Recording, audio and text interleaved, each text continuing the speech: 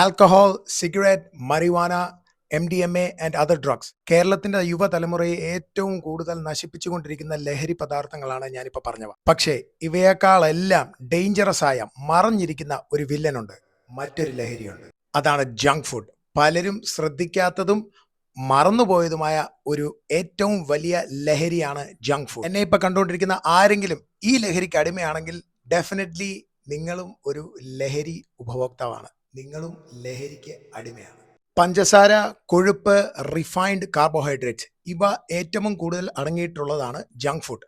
അതുകൊണ്ടാണ് ഇത് കഴിക്കുമ്പോൾ നമുക്കൊരു ടേസ്റ്റും അത് പിന്നെയും പിന്നെയും കഴിക്കുവാനുള്ള ഒരു ആഗ്രഹവും നമുക്ക് തോന്നുന്നത്. നിങ്ങൾക്കറിയാമോ, ഇങ്ങനെ തോന്നുവാനുള്ള കാരണം ഈ ഫുഡുകളിൽ അടങ്ങിയിട്ടുള്ള പ്രിസർവേറ്റീവ്സ് ആണ്, അല്ലെ അഡിറ്റീവ്സ് ആണ്. മറ്റേതൊരു രാസലഹരി ഉപയോഗിക്കുന്ന പോലെ തന്നെയാണ് ഈ ഫുഡിനോടുള്ള നമുക്കുള്ള അമിതമായ വാഞ്ച.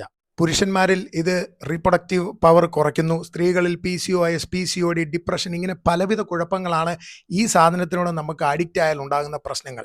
നമ്മൾ പോലും അറിയാതെ നമ്മുടെ ഉള്ളിൽ ചെന്ന് നമ്മളെ കാർന്നു തിന്നുന്ന ഒരു വിഷമാണ് ഈ ജങ്ക് ഫുഡ്. എന്നെ കാണുന്ന യുവതലമുറയോട് എനിക്ക് പറയാനുള്ളത്, നിങ്ങൾക്ക് ഒരു ലൈഫേ ഉള്ളൂ. നിങ്ങൾ നല്ല ഹെൽത്തി ഫുഡ് കഴിച്ച് വ്യായാമം ചെയ്ത് നിങ്ങൾ മറ്റുള്ളവർക്ക് നിങ്ങൾക്കും നല്ലത് ചെയ്ത് നല്ലത് ചിന്തിച്ച് ജീവിക്കാൻ ശ്രമിക്കുക. ഇന്നത്തെ കൊച്ചു സന്തോഷം നിങ്ങളുടെ നാളത്തെ ദുഃഖമായി മാറാം. ഇപ്പൊ കഷ്ടപ്പെട്ടാൽ നാളെ നിങ്ങൾക്ക് സന്തോഷിക്കാം. അതുകൊണ്ട് എന്നെ കാണുന്ന എല്ലാവരും, നിങ്ങൾ ജങ്ക് ഫുഡ് അഡിക്റ്റ് ആണെങ്കിൽ ഡെഫിനറ്റ്ലി ഇന്ന് തന്നെ please get out of it. നിങ്ങളുടെ ലൈഫിനെ നിങ്ങൾ രക്ഷിക്കുക. ഇങ്ങനെ ആരെങ്കിലും നിങ്ങളുടെ കൂട്ടത്തിലുണ്ടെങ്കിൽ ഡെഫിനറ്റ്ലി ഈ വീഡിയോ അവർക്ക് ഷെയർ ചെയ്ത് കൊടുക്കുക. Till next time, stay inspired.